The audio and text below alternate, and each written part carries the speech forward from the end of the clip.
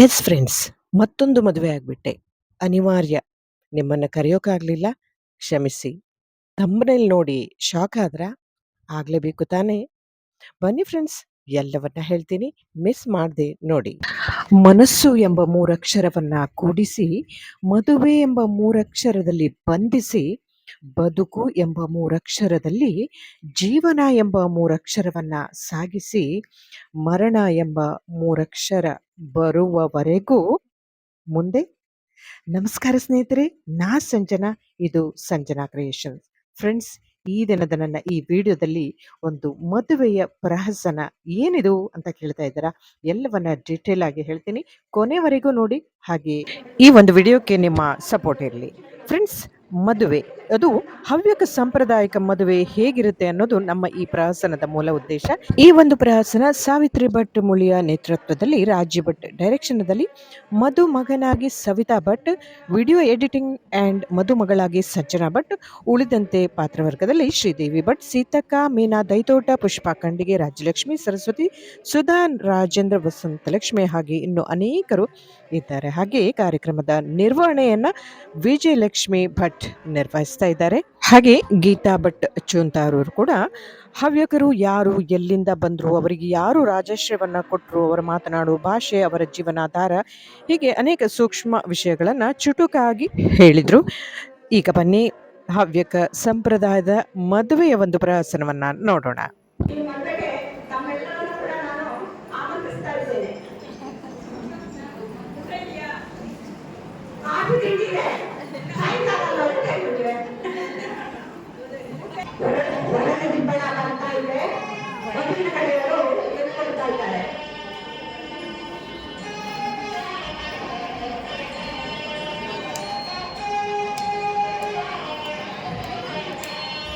ಇಲ್ಲಿ ವಧುವಿನ ಕಡೆಯವರು ವರನ ಕಡೆಯವರನ್ನ ಎದುರುಗೊಂಬುತ್ತಾ ಇದ್ದಾರೆ.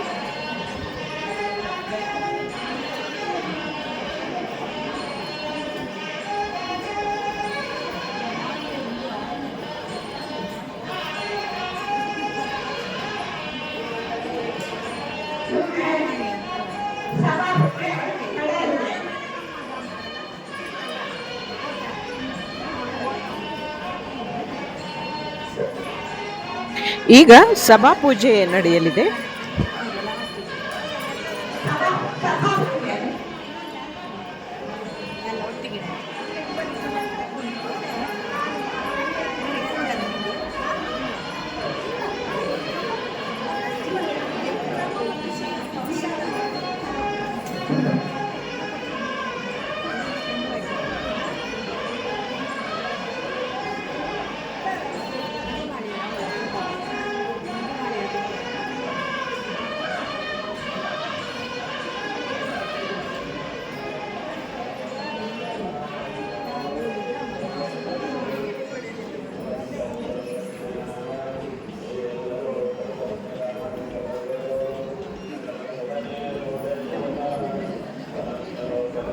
ಇಲ್ಲಿ ಬೇರೆ ಬೇರೆ ರೀತಿಯ ಶಾಸ್ತ್ರಗಳಿದೆ. ಅದೆಲ್ಲ ಮುಗಿದ ಮೇಲೆ ಈಗ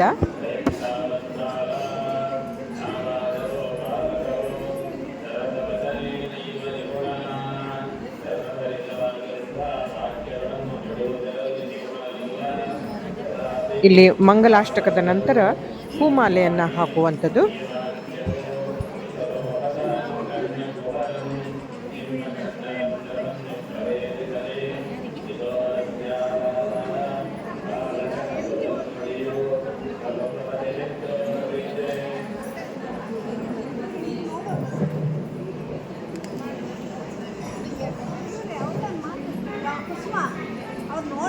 ಈಗ ಪುರೋಹಿತರು ಮಂಗಲಾಷ್ಟಕ ಪಡಿಸುತ್ತಿದ್ದಂತೆ ಮದುವೆಗಳು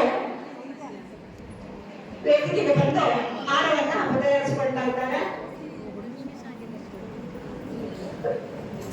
ಹೂಮಾಲೆ ಹಾಕುವುದು ಅಂದ್ರೆ ಹಾರವನ್ನ ಬದಲಾಯಿಸಿಕೊಳ್ಳುವಂಥದ್ದು. ಈಗ ಪರದೆ ಸರಿದ ನಂತರ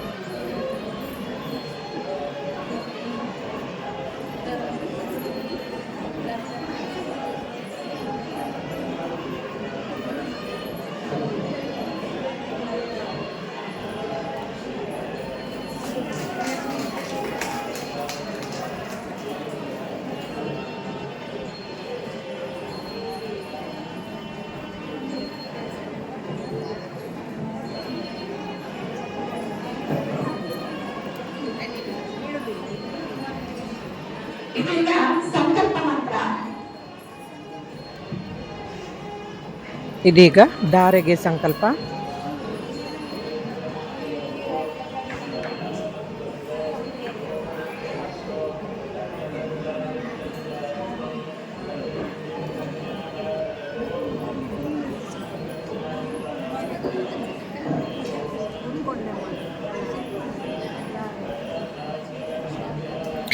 ಇಲ್ಲಿ ಧಾರೆ ಎರೆಯುವುದು. ಅದಕ್ಕೂ ಮೊದಲು ವರನ ಕೈಗೆ ವಧುವಿನ ಕೈಯನ್ನು ಇಟ್ಟು ಕೈಯ ಮೇಲೆ ಅಕ್ಕಿಯನ್ನು, ಕಾಯನ್ನು, ವೀಳ್ಯದೆಲೆಯನ್ನು ಇಟ್ಟು ಅದರ ಮೇಲೆ ಧಾರೆ ಎರೆಯೋದು ಇಲ್ಲಿಯ ಒಂದು ಕ್ರಮ.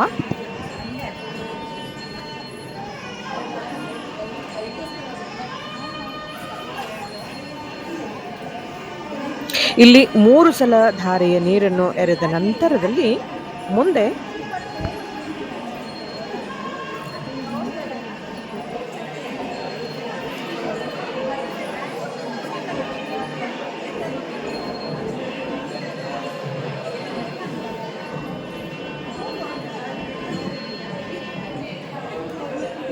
ಎಲ್ಲರ ಸಾಕ್ಷಿಯಾಗಿ ಧಾರೆ ಎರೆಯುವುದು.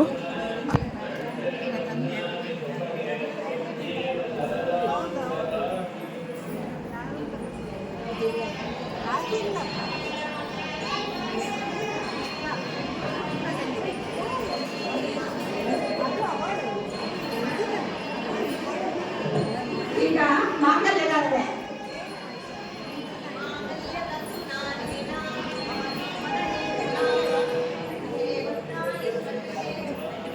ಮಾಂಗಲ್ಯ ಧಾರಣೆ ಮೊದಲು ಎಲ್ಲರ ಆಶೀರ್ವಾದ, ಅಂದರೆ ಆ ಕರ್ಮಿಣಿಯನ್ನು ಎಲ್ಲರಿಗೂ ತೋರಿಸಿ ಮುಟ್ಟಿಸಿ ಅವರ ಆಶೀರ್ವಾದನ ಪಡೆದು ಮಾಂಗಲ್ಯ ಧಾರಣೆಯನ್ನು ಮಾಡುವಂಥದ್ದು.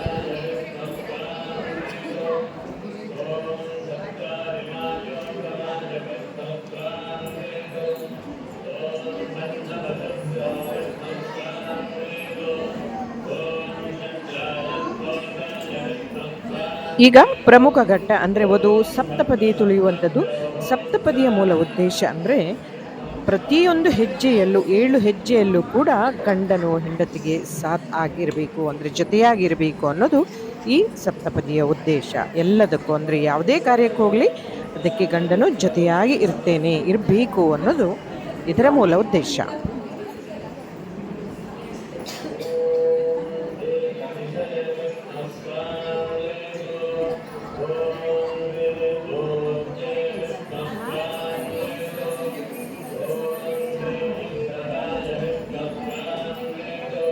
ಇದಾದ ನಂತರ ಈ ಹಿರಿಯ ಮುತ್ತೈದೆಯರು ಆರತಿಯನ್ನ ಮಾಡ್ತಾರೆ. ಅಂದರೆ ಆರತಿ ಅನ್ನೋದು ಶುಭ ಸಂಕೇತ.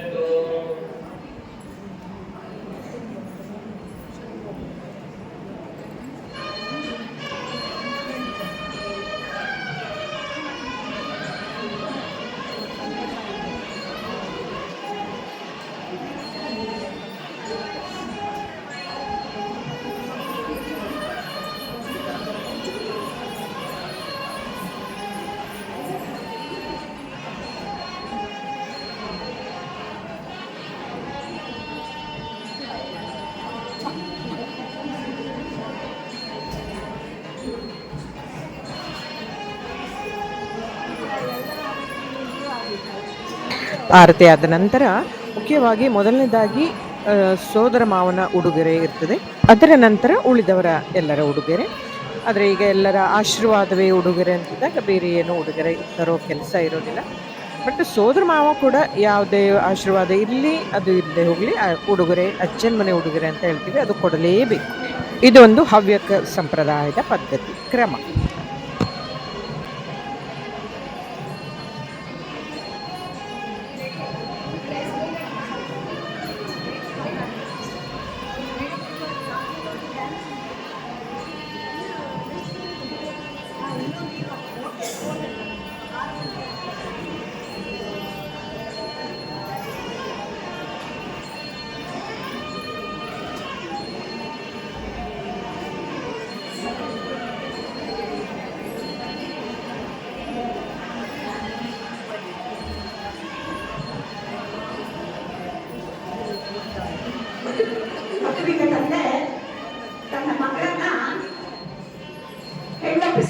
ಇದ್ದಾರೆ ಈಗ. ಈ ಒಂದು ಗಳಿಗೆ ತುಂಬಾ ದುಃಖದಾಯಕ. ಅಂದ್ರೆ ಇಷ್ಟು ದಿನ ತವರಿನಲ್ಲಿ ಬೆಳೆದ ಹೆಣ್ಣು ಮಗಳು ಈಗ ಇನ್ನೊಬ್ಬರ ಸೊತ್ತು. ಅಂದ್ರೆ ಮದುವೆ ಮಾಡು ಅಷ್ಟೇ ಅಲ್ಲ, ಅವರಿಗೆ ಹೆಣ್ಣೊಪ್ಪಿಸುವ ಒಂದು ಕಾರ್ಯಕ್ರಮ.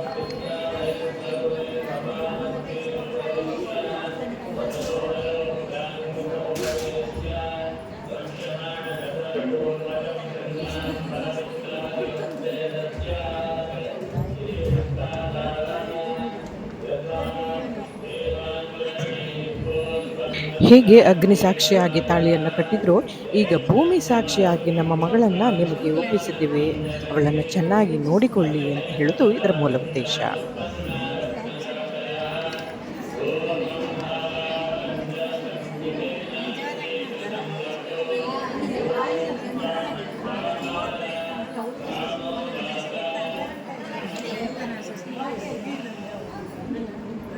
ಪಾಕಶಾಲೆಯಲ್ಲಿ ಅಡಿಗೆ ಭಟ್ರು ಎಲ್ಲ ರೆಡಿ ಆಗಿದೆ ಅಂತ ಹೇಳಿದ್ದಾರೆ. ಈಗ ಹುಡುಗಿ ಬಂದ್ರೆ ಊಟಕ್ಕೆ ನೀರಿಟ್ಟಿದ್ದಾರೆ. ಇದು ಸಾಯಂಕಾಲ ಆದ್ರಿಂದ ನಾವು ಕಾಫಿ ಊಟ ರೆಡಿ ಆಗಿದೆ ಅಂತೆ. ಹಾಗಾದ್ರೆ ಊಟಕ್ಕೆ ಹೋಗೋಣ ಬನ್ನಿ. ಹವ್ಯಕರ ಊಟ ಅಂದ್ರೆ ಗೊತ್ತಲ್ಲ, ರುಚಿ ರುಚಿಯಾದ ಅಡಿಗೆ ಇದ್ದೇ ಇರುತ್ತೆ. ಮದುವೆ ಲಗ್ನ.